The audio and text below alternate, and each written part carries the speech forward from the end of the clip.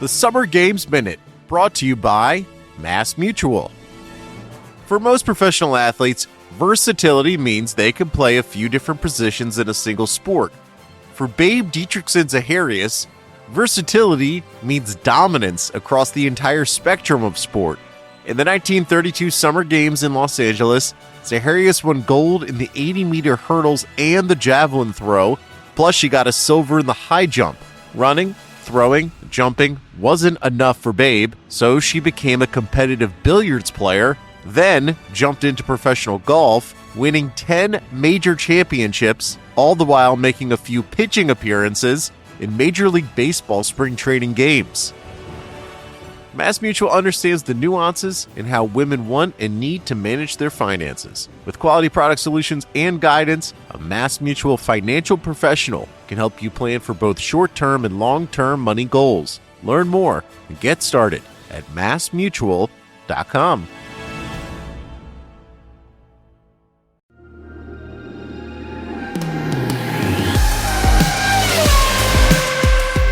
How does a Formula One team go from producing one of the most dominant cars of all time to just a year later having a car that was lucky to win a single race? That's the question we'll be answering on today's episode of Bring Back V10s, as we look at the fall of the Ferrari empire of the 2000s, when Michael Schumacher's streak of 5 consecutive world championships was finally broken by Fernando Alonso. As always with Bring Back V10s, we want to hear from you, so let us know your thoughts and memories on the 2005 season. And as we near the end of our first series, keep sending your questions about this era to @WeAreTheRace on social media using the hashtag BringBackV10s, and we'll get stuck into those questions in our series finale. 2005 was a fascinating year in F1 with lots going on and plenty of storylines we could get our teeth into. But this episode isn't about the rise of Alonso and Renault, or whether Kimi Raikkonen and McLaren should have won the title. Today we are focusing purely on why things went so badly for Ferrari in the space of one winter. I'm Glenn Freeman, and joining me for our look back today are two newcomers to Bring Back V10s, Mark Hughes and Scott Mitchell. So we'll break you in with our traditional opening question. Mark, when you think of Ferrari's 2005 season, what's the first thing that comes to mind? First thing I think is when it first really started occurring to us that they were in serious problems, and that was at the second race in Malaysia where Rubens Barrichello had to just stop because he had no tyres left. It was it's first year or the only year of the single tyre rule, so he couldn't do a tyre change during the race, and he had to withdraw because there's simply no tyre left, and there was still something like 20 laps to go. So that's when we first got a proper inkling that this really was going to be a problem season. Yeah, and so it turned out to be. What about you, Scott? When you think Ferrari 2005, other than being a teenager at the time, what comes to mind for you? Probably the Imola stands out because it was. I think it stands out because it's such an outlier now, looking back. Because I think at the time it would have been. I'd just seen it as a hope of a Ferrari resurgence in the season, and now actually when I look back and think of Ferrari in 05, I actually think of how much of a false dawn that Imola drive was from Schumacher. Yeah, and we'll come back to Imola, one of those memorable moments from that season. But Scott, if we look back at 2005 in general, was it good for F1 that Ferrari's dominance from the previous years finally came to an end? I think it was because it had a couple of near misses, especially like obviously 2003 in particular, and 2004 was such a demoralising follow-up to what had been such an interesting season for many reasons in 03. It's a little bit like for people to put it in a modern context. It's like following up 2012 with the 2013 F1 season. You want variety, and while I think at the start of the 2000s it was really good for F1 that Ferrari was winning again, I just think by the time we'd got to 2004, for it to be a 5th consecutive Schumacher title and to be done the way it was, I think everyone was probably of the opinion it would be quite nice, especially with guys like Raikkonen and Alonso sort of showing what they were made of in recent seasons. So I think '05 was a breath of fresh air. I just don't think Ferrari needed to do everyone quite as big a favour as they actually did that year. Yeah, if I could just add to that, the 2003 season, in that early part of the decade when Ferrari dominance, that 2003 season where they only just took it from McLaren, was the outlier, and there was a very good reason for that. It was because they'd configured the F2003 GA to a set of regulations that ended up not being used because we switched at late notice to single lap qualifying and having to do qualifying with the race fuel load, and that completely changed the requirements of the cars. And Ferrari had designed a long car basically, and you needed a short car to get the weight in the right places.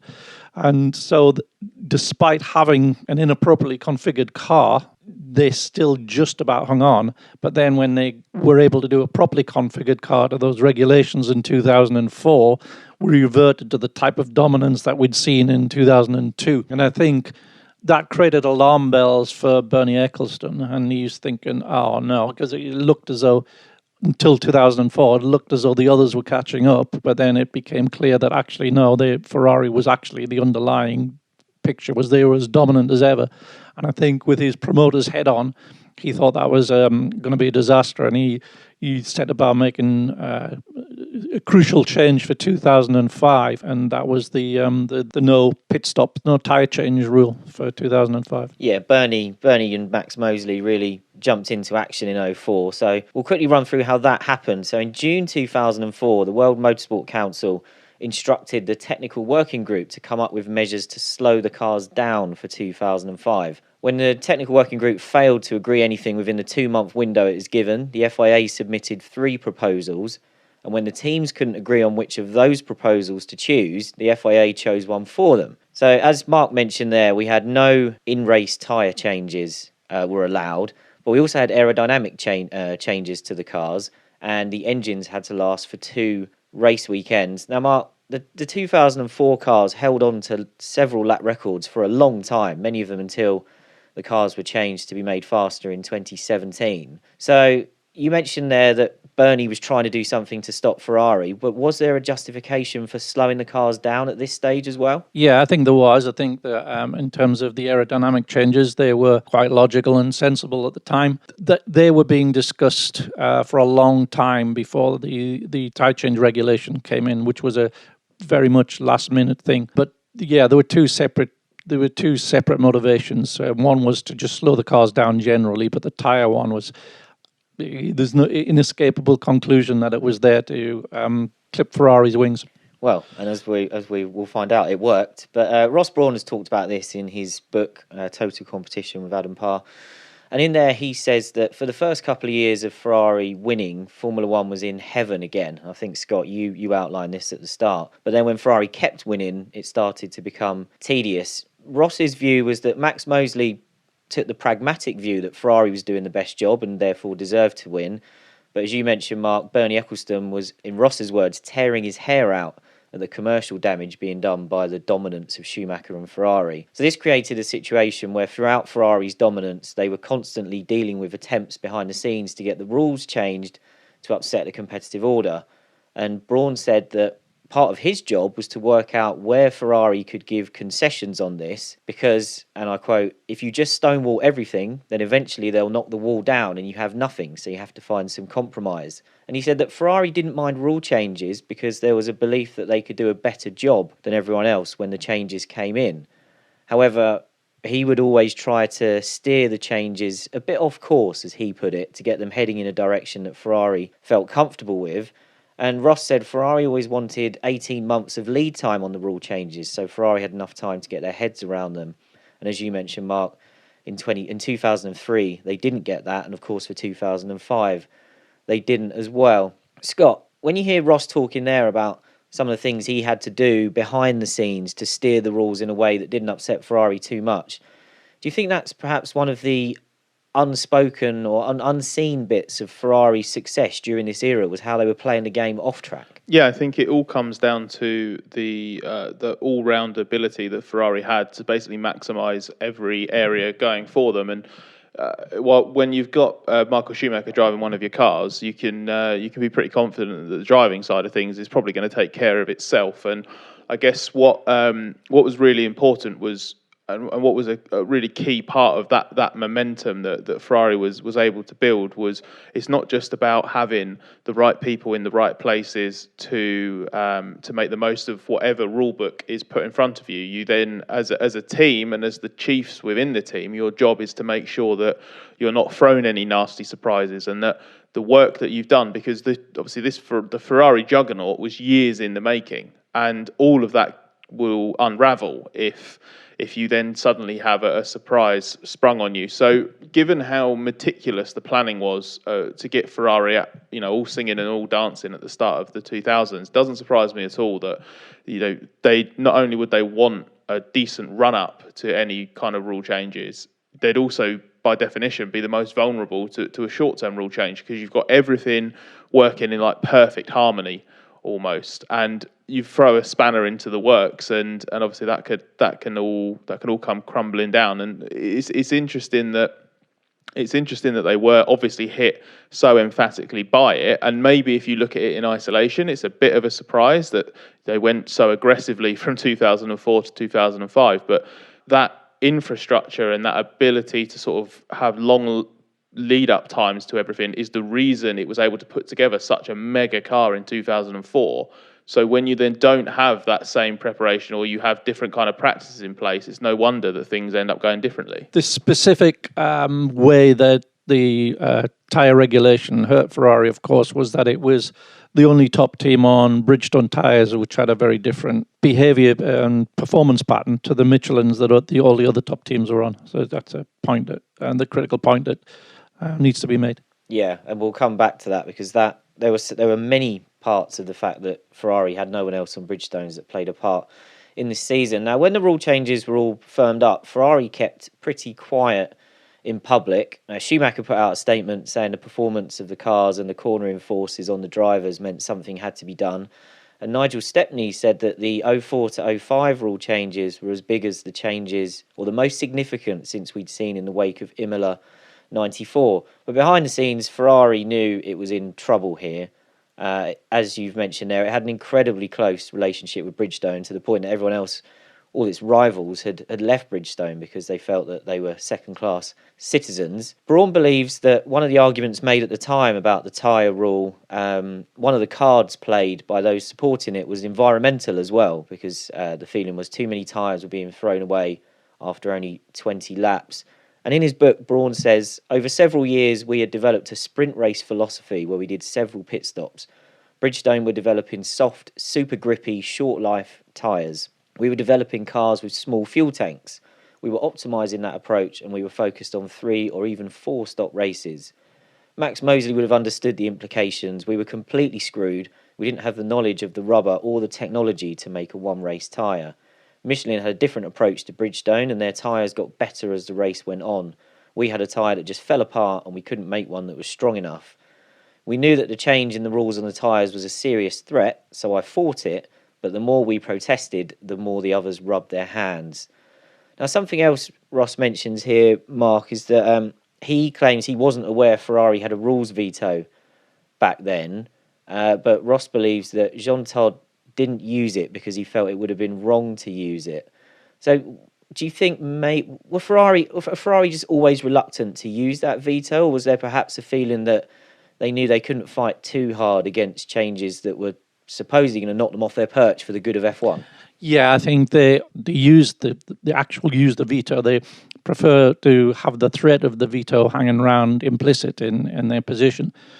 But specifically in this case, in the 2005 case, there was two sort of conflicting movements politically. So on the one hand, Ferrari was very closely aligned with the FIA, because this is the time of the GPWC, the Manufacturers' Championship, that were the other teams that Ferrari wasn't at that point aligned with, who were had the implicit threat of going off to form their own championship because they were very against the engine freeze rules that the FIA was trying to bring in. And so politically, the other manufacturer teams were aligned against the FIA, but Ferrari was aligned with them. And so in that sense, they were against the run of play. In terms of the competitive organisers, promotional aims of Bernie Ecclestone, he was wanting to clip Ferrari's wings, but not for any political reasons, just to give a closer season, closer championship. And I think the overriding concern was that Ferrari and the FIA remained aligned. They weren't prepared to throw that away, that relationship away, just for the sake of a regulation change that would affect them competitively for one season. And I think this is what was missed at the time, was only apparent in hindsight. Yeah, and the problems weren't all about the tyres. We'll look at the other rule changes and the influence they had on Ferrari, because there were changes to the cars as well. So the front wing was raised, the rear wing was brought forward, the diffuser height was reduced, and the bodywork in front of the rear wheels was cut back. And the FIA said its estimate was this would result in a 20% or more loss of downforce. And Ferrari started the season with a modified F2004, dubbed the F2004M. And it became clear in testing, actually, that this car was off the pace, and everybody was tipping McLaren and Renault based on pre-season. But Renault were particularly cautious because they thought that Ferrari was probably holding something back after the way it had demolished everyone the year before. But after a couple of races with the F2004M, it doesn't go well, and Ferrari brings forward the F2005, which Flavio Briatore said was great news for its rivals because it means Ferrari's rushing the car because it's in trouble. And Brawn, at the time, gave an interesting description of how the aero rules had hurt Ferrari. And he said when the regulations became clear, our transmission and engine package was not very good for them because once you constrain the diffuser on the outside, the central part of the diffuser becomes much more important. So you have to expand the inside of the diffuser and then look at your engine and gearbox in a more extreme way. We decided we didn't have the right package, so we had to start again with the transmission. Mark, is this a lesser told part of the 2005 story, that perhaps these diffuser changes in particular worked against Ferrari because it compromised them in an area that they couldn't react to quickly? If you've effectively got to redesign or rework your engine and transmission, that's not the work of a moment. So we always focus on the tyres because that was the obvious problem. But does this side of it get sort of pushed to the side? And did this actually have perhaps a bigger impact than we give it credit for? I think the tyres were the first order problem, but the regulations did hurt them. They just by chance, just in the way that everybody's cars had evolved differently. The 2005 regulations meant that the Ferrari gearbox was A, in the wrong place, and B, was too wide. It was a wide, short gearbox rather than a long, thin one that other teams developed that way anyway.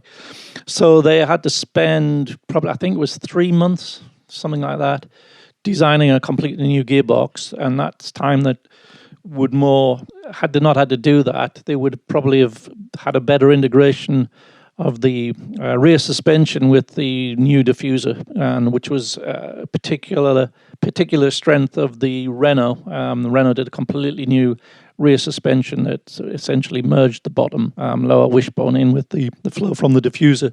So yes, the regulations did hurt Ferrari, but I would say that probably would not have been an overwhelming factor had they had tire parity. Especially as when you consider what was said at the time, and perhaps we'll get more into the specifics of when that final 05 car was launched. But Glenn, I remember reading in the research you put together for this that Brawn called this the best car that they produced, the 2005 car. So when it did finally emerge, it wasn't like, at the time anyway, it wasn't like Ferrari were trying to hide behind the impact of the regulations. And if given the quality of the 2004 car, it's a very, very big step for Ferrari to then say that this one's even better. So yeah, I think as Mark pointed out, there is an impact there, but it's quite clear from what Ferrari sort of said at the time and has said since that the fundamentals of the car weren't the big limiting factor. Yeah, and that was a narrative that Ferrari would push as the year went on. So the F2005 makes its debut in Bahrain, and it looks pretty quick but unreliable. And then we get to Imola, which Scott has mentioned already. Schumacher goes off in qualifying, so he starts 13th, but he charges through the field, hunts down Alonso, and there's that famous epic duel in the final stint with Alonso hanging on to win the race. So Ferrari doesn't win, but as Schumacher crosses the line, there's footage of his engineer Chris Dyer looking across the pit wall and saying, "We're back." And afterwards, Schumacher calls it a stunning performance, and he singles out Bridgestone for special praise. He says, "They have suffered in the first stages of the season from some bad publicity.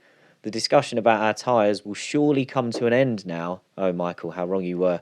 "After our performance at Imola, and we're set to do really well at the next races." At times in that race, Schumacher was nearly 2 seconds a lap quicker than everybody else.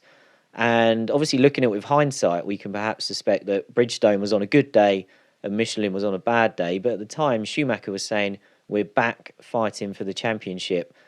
Mark, you were there as you were for every race in 2005. And I guess we can look at the race with hindsight, but also what was it like at the time? Was there a feeling that Ferrari was back, or was there already the possible suspicion that this was just a one-off occurrence where perhaps Bridgestone had got it right and Michelin had got it wrong? Yeah, because of the timing of Bahrain and Imola, his third and fourth races, and he'd qualified the new car second in Bahrain, and then had this very close race, as you say, at Imola.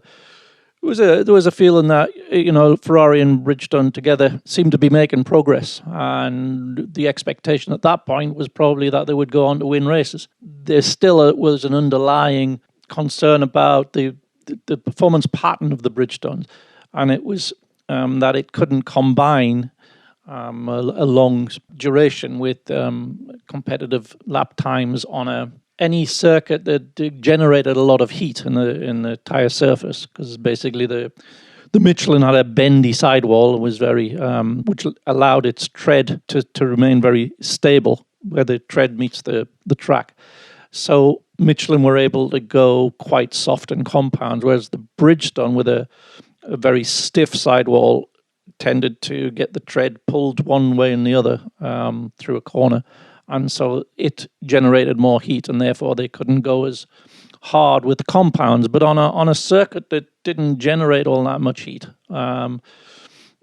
Imola being one, Montreal another, it was okay. It was the tyres worked quite well, and I think in the practice at Indianapolis before the big problem unfolded with the Michelin runners, Ferrari was looking in quite good shape there as well. And there's another track that didn't generate a lot of heat in the surface. So in hindsight, Bahrain and Imola being the third and fourth races made it look like progress, and actually it was just a couple of races that the conditions happened to suit them. And with the benefit of hindsight, I think it's easy to look at the misery of the start of the year and how that contrasted so severely with once the new car made its debut. I can see why even a team like Ferrari and a driver like Schumacher could sort of get swept up in that early optimism. But the bottom line, and obviously you wouldn't have known this at the time, and Ferrari wouldn't have seen it. But when you're rushing through things effectively or doing things in a matter of days and weeks that you would normally give a month to or 2 months to, and something as fundamental as the tyres, if you only recognise a weakness when the season starts, it's not something that's going to be fundamentally addressed in a couple of weeks. And I think that sort of inherent positivity was as much because they weren't using the 04 car, the updated 04 car, and there's a post that Schumacher put on his website ahead of Bahrain where he said that the first 2 races of the year had been screwed up, and Todd had said that they were on the defensive, and Barrichello said they needed to spend 3 weeks solid working on tyre management. So there's just inherent misery after the first 2 races, and any glimmer of hope would have been seen as this bright light at the end of the tunnel. Yeah, and the next few races after Imola were quite difficult, but the general belief from Ferrari was still that the car is quick, but they can't switch the tyres on for a single lap, and that's leaving Schumacher and Barrichello too far down the order. Then they can't make the progress in the race. As Mark mentioned, there's a bright spot in Canada where Schumacher's on the front row. The Ferraris finished second and third, although both Renault's and Montoya's McLaren fall by the wayside in that race. And then we get to Indy, where, as mentioned, Ferrari are doing quite well after practice. They're pretty happy. I think Barrichello says it's our best Friday for a long time. And just a quick one. We've had a lot of requests already for an episode on Indy 05. So in Series 2, we definitely will do that. So we won't dwell on it too long for here at this point. But around this time, Brawn was quoted in the media saying that Ferrari is thinking about switching attention to 2006. We've got rule changes with V8 engines coming in. And he says that if Ferrari pours all of its effort into 2005 and sacrifices the following year's car, he's not sure that would be the right choice. So Schumacher qualifies 5th at Indianapolis, and then the panic grows from Saturday into Sunday about if the Michelin teams can get through a race and get through that final banked corner safely. So as I think we all know, the Michelin teams withdraw at the end of the formation lap, and Ferrari gets its only win of the season, and it's a 1-2 in a 6-car race against Jordan and Minardi. Schumacher says, "This is not the right way to win my first one of the year." Before we talk about Indy specifically, this was the visual indication we had at the time of how few teams were on Bridgestone tyres. You know, once you literally took all the Michelin cars off the grid, you have that sparse 6-car grid with the yellow and black cars at the back. And one of the things Ferrari said during this season was that they didn't have a benchmark to compare themselves against on the same tyres. And Michelin supported this because Pierre Dupasquier, a Michelin boss at the time, said that in 2004, when his teams were taking a beating from Ferrari, if it hadn't been for the form of BAR, which finished second in the championship and took a lot of podiums, particularly with Jenson Button, the underperforming Michelin teams like McLaren, Renault and Toyota could have used the tyres as an excuse, but they didn't have that because there was a team on Michelin's doing quite well. Mark, we ended up with more teams on Bridgestones for 2006. Do we think this year was a case of perhaps Bridgestone and Ferrari realising that their relationship had gone too far and that they did need other teams on the grid with the same tyres? Yeah, they were suffering a little bit through lack of test mileage, and getting Williams on board brought another reasonable paced team to the table, and they get more data. So yeah, that was definitely part of it. I think the Bridgestone tyre of 2006, the tyre that they went on to produce for 2006, ended up being pretty much a Michelin concept of tyre. And I think basically the Bridgestone concept, which was it wasn't really strictly a radial, unlike the Michelin. I think it was just unsuited to long race stints. I think fundamentally it just was, and this caused Bridgestone to reassess their technical approach, the whole philosophy of what constitutes a Bridgestone racing tyre. And it as it happened, the reintroduction of tyre stops in 2006 would probably have saved them anyway, even if they'd stayed with the old concept. But I think they would be the first to admit that actually it enabled them to make a much better tyre than they'd been making before. I think the only thing I would add on the Bridgestone stuff is when you reflect on that partnership, I agree that at the time you see the weakness of having too many eggs in one basket. But I guess the flip side of the argument is that you don't have the success that precedes that downfall without that partnership going in that way. So while it definitely caused problems, and had they not got on top of things the way they did, then perhaps it would have triggered a bigger spiral. But if you take the first half of the decade as sort of its own thing, and you're trading multiple titles against one bad season, I guess on reflection you take it, but I certainly don't think they'd have been weighing it up in such terms at the time. No, and Luca de Montezemolo from Ferrari he was complaining about these rules all season, and after Indy he used it as a chance to criticise the rules rather than Michelin. And he says the fact that tyres can't be changed during a race is against nature. So when there are problems, they tend to be magnified, resulting in what unfortunately happened in Indianapolis.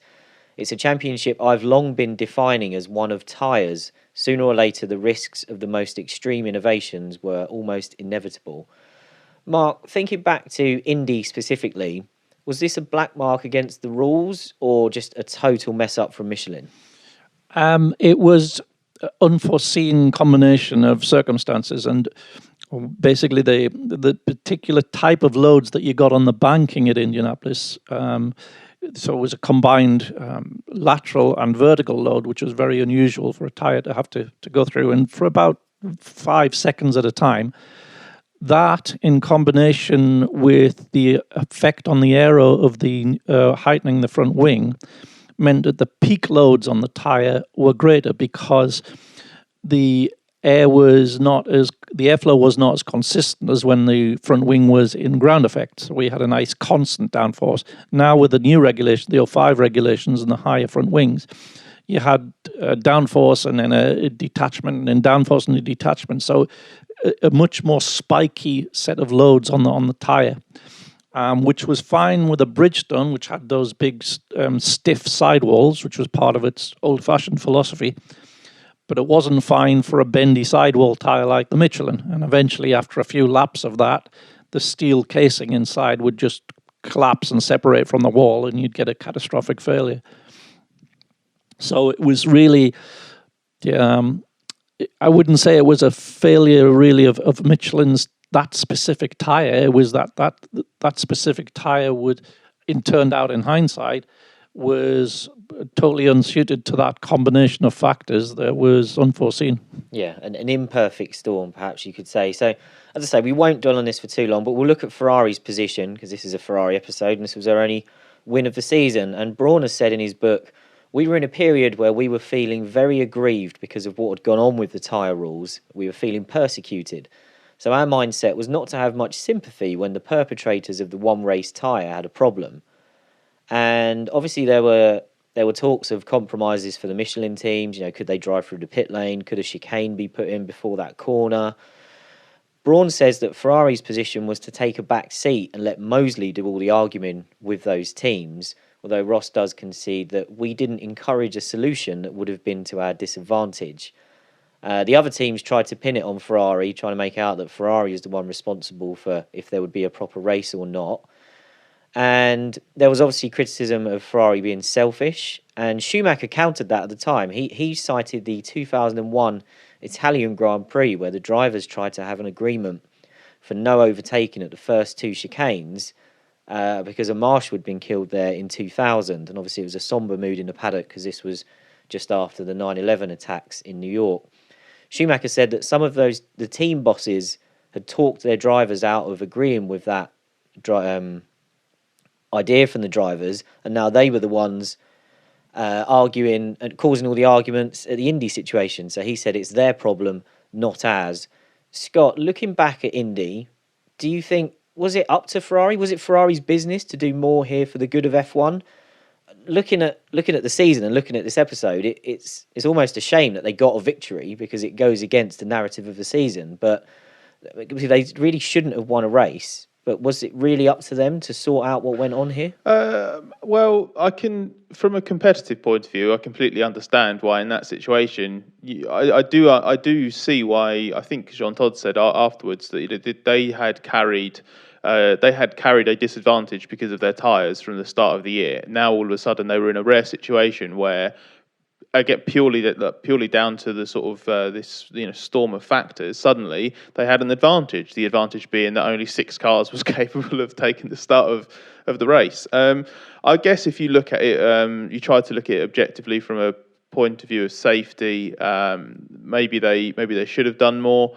But at the same time, if the race is going ahead and the promoter's not calling it off and the FIA is not intervening on safety grounds, then ultimately you've got a lovely get-out-of-jail-free card there from Ferrari, because their point is, well, if it is inherently unsafe and this is not the right way to proceed, then the others would get involved. One thing I would add is that they didn't Schumacher and Barrichello do their best during that race to prevent to have a winless season, because they very nearly spurned their golden opportunity, didn't they, with the near miss? It was after a pit stop, right? It was as Michael came out of the pits, and he was slightly behind as Rubens, because Rubens had pitted before. He was slightly behind as Rubens was alongside, but he sort of intimidated them to one side. But had Rubens not moved, they would have crashed, and Tiago Monteiro would have won the Grand Prix. And we would have had, what would it have been, Carter Kane and one of the Minardis on the podium. So it would have been Albers, wouldn't it, on the podium? What a podium that would have been, let alone Ferrari not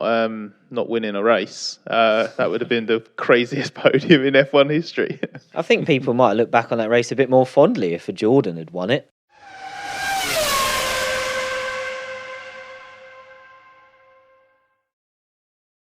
Let's talk about the car again briefly, because the season is still going badly. Indy doesn't cover that up, and the Italian media starts baying for blood, as it does in these situations. And a lot of the focus is on Aldo Costa, because he was given more responsibility working with Rory Byrne around this time. So in the media, they're starting to pin the problems perhaps on Costa. And Ross Brawn comes out in the Italian media and defends Costa aggressively. He says, the philosophy behind the F2005 isn't Costa's, it's one that's employed by Ferrari over a number of years. Rory wouldn't have made a different car to the F2005, which is an excellent car on the basis of comparative tests that we've done. The F2005's working group is the one that created the F2004. Is it possible that all of these engineers have become idiots? Costa will be responsible for the 2006 car, and I hope for many other cars to come. Both us and Bridgestone know we'll come out of this situation. Now, we've touched on this a bit already, but Ferrari kept pushing that whenever the car showed a flash of speed, that was a sign that this was a good car fundamentally that was being held back by the tyres. Is that argument too simple, Scott? Or, is there possibly, could you say that if you can't make your car quick all the time, there's something wrong with the car if you can't get it in that window? Or do you agree with Ferrari that there were enough flashes of speed that it clearly was a quick car? I think when it comes to tyres, it's often an easy out, or it's seen as an easy out. But fundamentally, the tyres are what connect the car to the track. And if the tyres aren't doing what they should be doing, or doing things as best as they could be doing, then it is going to be fundamentally limited, isn't it? You could have, if you put the Renault for that year, for example, on a crap set of tyres, then it's gonna do a lot worse, isn't it? It will just go more slowly. What I would stop short of saying is that flashes of speed prove that the car's fundamentally good, because even the need for flexibility in a setup and to respond to different conditions is often, at least, a characteristic of a fundamentally good car. So I wouldn't necessarily. I think Ferrari, you could look at it slightly simply and say that Ferrari would have had more and greater peaks through the year, because presumably Bridgestone could have had more than just one or two flashes.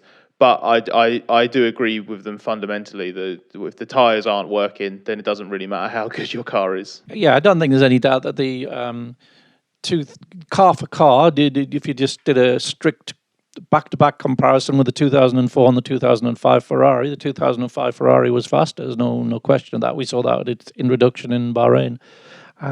It wasn't as big a leap as perhaps needed to be made, given the progress that McLaren and Renault had made, but that was because of that second-order gearbox problem, that design problem that we talked about. But it wasn't a bad car. It was, if you'd put it on Michelin's, I'm sure it would have won a lot of races and would have been fighting for the title. It was unfair to lay the problem at Costa's door. If there was a design shortfall in it, it was because the regulations had come together the way they had, and the 2006 car that he was just as much involved in was a flyer. Yeah, and Aldo's had a pretty good career since then, so I think we can eliminate that theory. Now, Mark, you explained really well how in the 2004 Ferrari was properly designed for the rules that had come in at short notice for 03, and Ferrari did an amazing job with that car. Do we have to take into consideration, though, that how much McLaren and Williams dropped the ball in 2004? So did that exaggerate how good the 2004 Ferrari looked? Yeah, absolutely. The Williams of that year was the walrus-nosed one, which was just a fundamentally mediocre car. So yes, they both of what were at that time Ferrari's main competitors dropped the ball in a big way. So yeah, that definitely played a part in the picture. As we go through the summer of 2005, the trend becomes Bridgestone constantly bringing new tyre specs to the races, and the aim was always at improving that single lap performance to get the Ferraris up the grid. And Ferrari were obsessed with tyre temperature and tyre preparation. So during the summer, it emerged that Rory Byrne had been tasked with coming up with a new tyre heating mechanism, and Ferrari emerged with, instead of tyre blankets, they had tyre boxes. And their rivals complained about these because the aim was to heat the rim as well as the tyre. But Charlie Whiting said it was fine because inside, all it used was the normal heating elements from inside a set of tyre blankets. But after a bad British Grand Prix, Schumacher says Ferrari appeared to be going backwards instead of forwards. And he says that during a race, our lap times get slower and slower, whereas the Michelin runners seemed to get better and better as the race went on. And a theory that started to come out during the summer was actually that Bridgestone's performance was being hurt the more Michelin rubber was being laid on the track. And Todd explains that this could be a credible theory because Bridgestone could never replicate the problems they were having when Ferrari went testing on its own because there was no Michelin rubber going down. So Ferrari ends up in a situation where it can't actually simulate the problem that seems to affect it on race weekends. So does that all add up for you, Scott? Does that sound like a credible theory and one that would make it very hard for Ferrari and Bridgestone to put it right? It's a theory that's very difficult to prove, which I guess makes it quite a nice theory to turn to, because how are people going to prove that it's incorrect? There is logic to it, especially once if you felt that you were getting to the point where you're starting to address that one lap weakness that was inherent at the start of the season, and then all of a sudden that improvement on a Saturday in qualifying is suddenly met with a reverse or a stagnation of the previous pecking order on Sunday. So they'd have been scratching their heads thinking, well, hang on a second, why is this all round? If you think, was it France, I think, where they had the new Bridgestone tyre, but by the end of the race, even though I think Schumacher's on the podium, he's a minute adrift. So if you had this, if you were in normal conditions where the tyre is working with all the variables you expect, because that's obviously how it all comes down to with simulations and modelling and stuff like this, then you should be getting the results that you expect. So it does suggest that there is a variable or something is going on that neither Bridgestone nor Ferrari could either see properly on the data or could simulate or could do anything about. But to really prove it, obviously you need to know exactly, it all comes down to chemistry, doesn't it, and how the track changes, the surface changes, the temperatures change. So given how confused everybody was, maybe that is what was going on. But again, it's such a minefield of factors to get into if you want to prove whether it's right or wrong. Do you recall that one from the time, Mark? Yeah, I do, and it tallies very much with the different way the two tyres work. The Michelin depended for more of its performance from chemical grip, which is the way that the molecules of the tread mix with those on the track surface. And the Bridgestone relied more on mechanical grip, which was just physically how the tyre gets hold of the surface and pulls against it in the opposing way to create grip. Both tyres have got both mechanisms, obviously, but the balance was more that the Michelin relied on chemical grip and the Bridgestone on mechanical grip. So, yeah, the more Michelin rubber that went down, the more that would tally. At a molecular level, it would work and it would bond. Whereas you're making the surface smoother, so it's more difficult for a tyre that's deriving more of its performance from mechanical grip. So it tallies very much with how the two tyres worked and the design philosophy of the two tyres. Yeah. Now, Ferrari and Bridgestone, they keep throwing basically softer and softer tyres at the car during the summer, and we do see an improvement in the qualifying performance. But as Scott hinted at there, we get some bad ends to races, shall we say? Some difficult final stints for Schumacher. He has severe drop-off at the end of the German Grand Prix and falls out of the podium places. In Hungary, he's on pole and he finishes second, but once he lost the lead to Raikkonen halfway through the race, he just went into full tyre management mode and he ends up more than half a minute behind Raikkonen by the end. Bridgestone then go to Turkey, which was new for that season, and the decision is that the tyres they've got are too soft for that track. Obviously, a track with some high loads in the corners, particularly turn 8. And so Ferrari's back on the harder tyres, and it had a terrible, terrible weekend. Schumacher has a clumsy collision with Mark Webber in the race. He says it's our worst performance in a long time and a major setback after the progress of the summer. Mark, how do you think Schumacher adapted to having such a difficult season after that run of championships? Webber was really critical of him here. He said he was very, very slow and out of order for the way he tried to defend that pass too late. Schumacher had a few of these incidents. There was one with Heidfeld at the start of the year. There's obviously a terrible Chinese Grand Prix later in the season. Do you think he was a little bit in shock at how badly Ferrari had been knocked off its perch, and it maybe affected sort of the way he went racing that year? Yeah, I think it was a little bit. I mean, Michael's, even in competitive cars, Michael's wheel-to-wheel track record is littered with a few of those. So some maybe deliberate, some less so. But yeah, it was.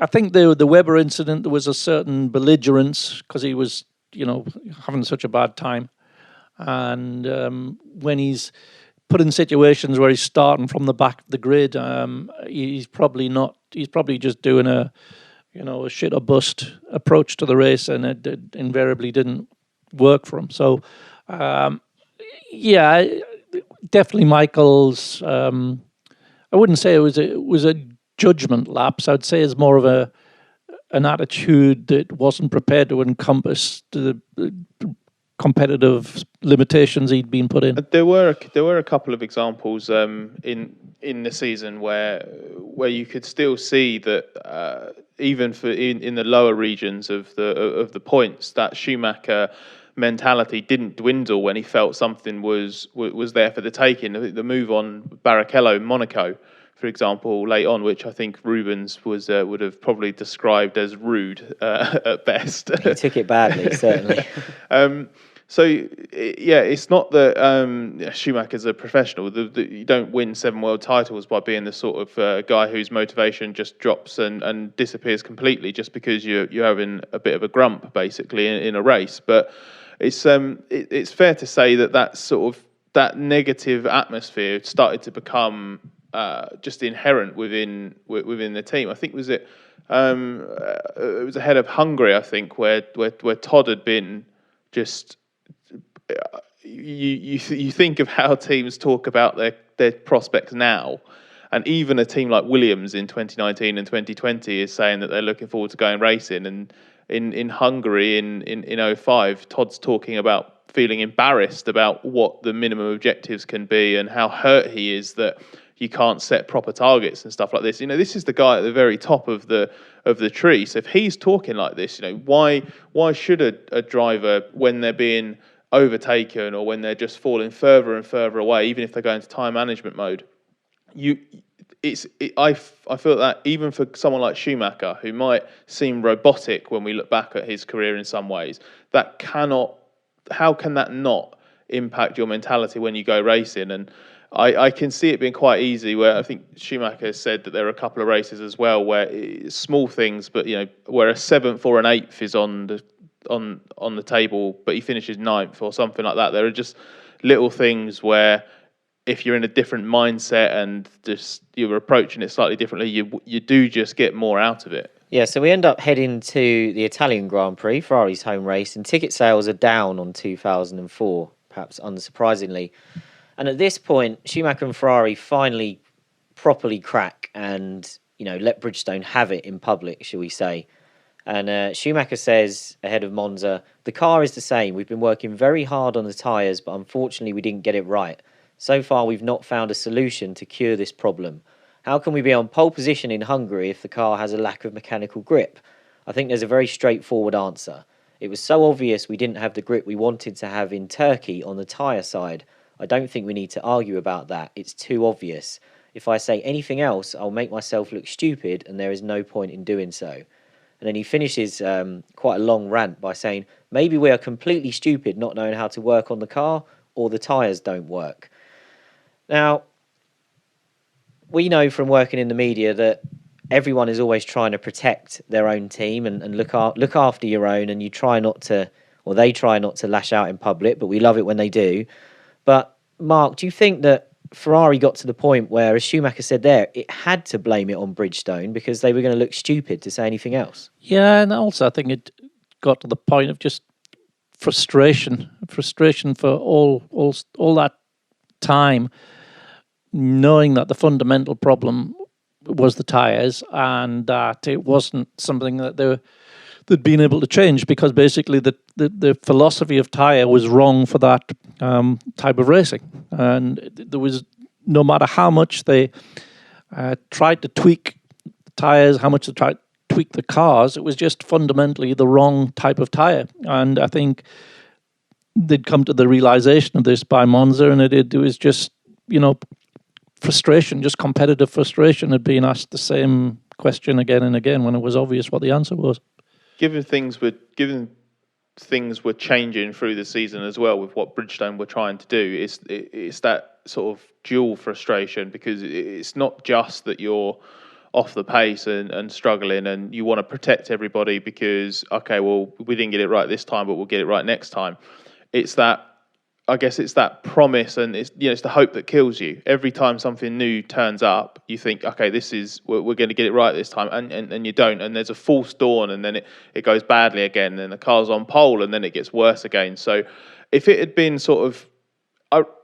a fairly smooth year in terms of constantly stagnating around 5th and 6th, I suspect you wouldn't have had outbursts like that, because what you accept the situation earlier and earlier, and similar to what we were saying before about what we saw in maybe Schumacher's driving at times or his attitude within races.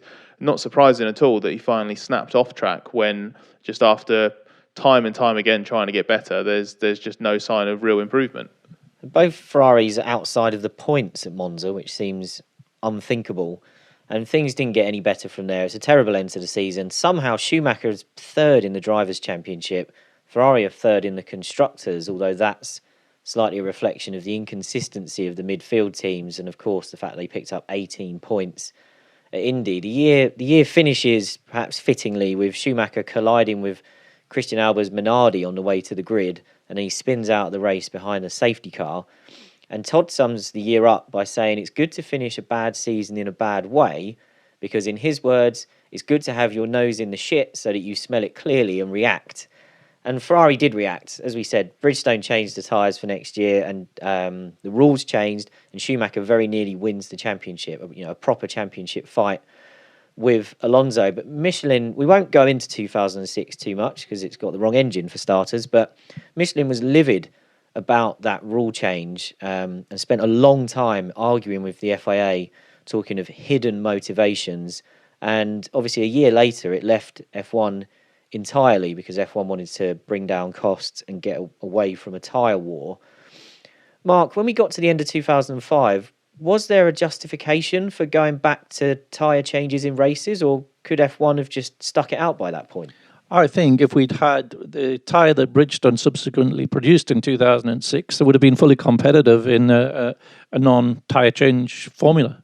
It was, as I said earlier, pretty much a Michelin philosophy of tyre with more flexible sidewall, a true radial, very planted tread surface. It worked in a very similar way to the Michelin, and actually had better compounds. But the second half of 2006, they were able to give Ferrari a tyre advantage, usually.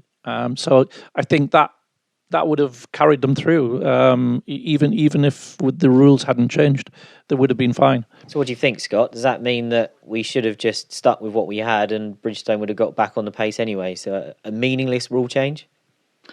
Yeah, I think so. I think that the danger is when you bring in a new rule and you have all of these justifications behind it, to then go back on it after one season, you're never going to escape the apparent the motivations, as Michelin called it, behind a decision like that. It's unsurprising that it irritated or angered Michelin so much. I could see why Ferrari and Bridgestone would want it, because but what it does is it just sort of it undermines the legitimacy of these kind of rule changes, and it also just provides a get out of jail free card that you shouldn't have at this sort of level. This is Formula One, and it is the elite part of motorsport. It's meant to be the best of the best, and Brawn said, they all said, Todd and Schumacher and everybody through 2005, that the rule changes had given Michelin an advantage and hurt Bridgestone. But that was only the case because of the product that they'd been producing up to that point, and they'd continued to produce in 05. So once you've got those new rules, you have to just redesign your product. And what the emphasis should have been on would have been, okay, for this season, this has caused a problem for Bridgestone, and it cannot change this fundamental specification, compound construction, whatever you want to call it, during the season with incremental updates or changes. But if we're keeping this for 2006, they've got all of this data for why this doesn't work, then they should be able to introduce the proper product for 06, and you just chalk 05 up to being an absolute disaster of a season. To let them get away with it the way they did is a shame. I really don't like short life rule changes.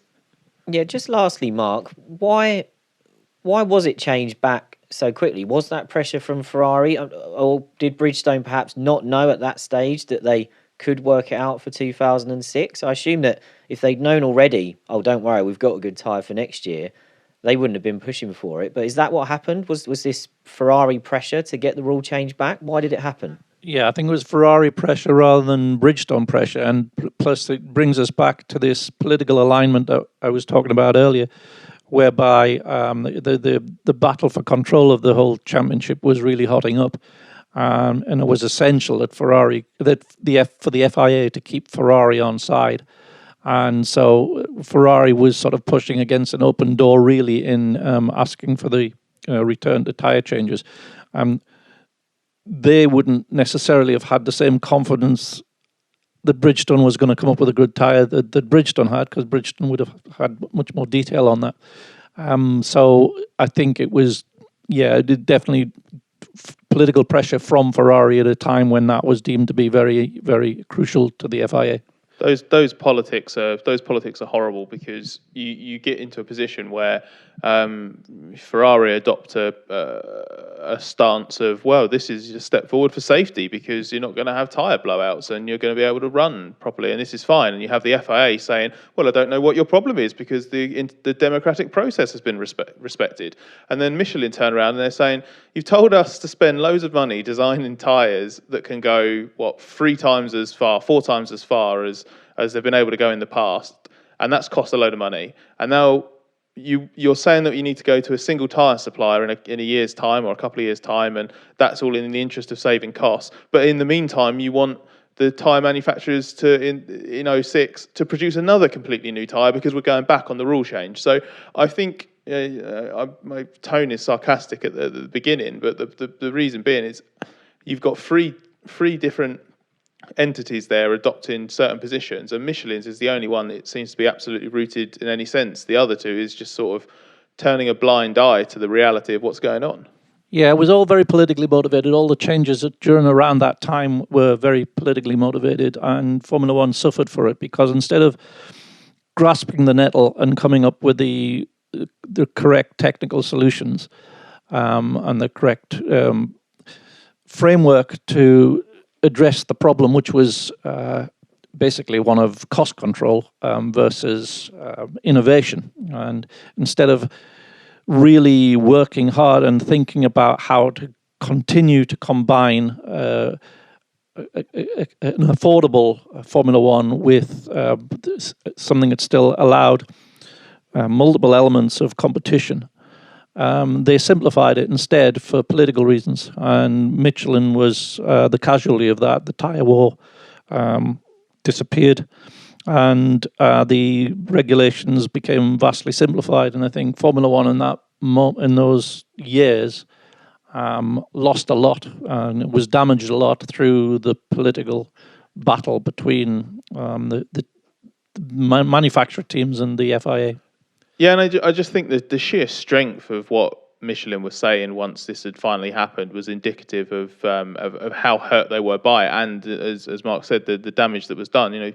The absolutely laying into the the hidden motivations, they called it, and said that it illustrates F1's problems of incoherent decision making and lack of transparency. I mean, this isn't just a grumble, is it? It's not a playground scuffle. This is, yeah, exactly, and I think. It reflects incredibly poorly on the governance of the time, and maybe people can look back on it and say it was worthwhile because it triggered in 2006. But I think you do risk trading the fundamentals of fair sport for quick and easy gains. Okay, well, if we tread any further into 2006, we're going to drop 2 cylinders, so we'll leave it there for now. Maybe in the future we will expand this podcast to look at the V8 era as well. So let us know on social media if you want us to talk about 2006 to 2013, and we might break our own rules. But until then, remember that you can chuck us your questions and comments for anything to do with 1989 to 2005 on social media. Find @WeAreTheRace and use the hashtag BringBackV10s, and we'll answer as many of your questions as we can in our series finale, which is a few weeks away now. Next week, we'll be back, and we'll be heading back another 10 years from where we've been today, because we'll be revisiting the short-lived disaster that was Nigel Mansell and McLaren. That's going to be an excellent episode, and we look forward to joining you for it. And we'll see you then to talk about it.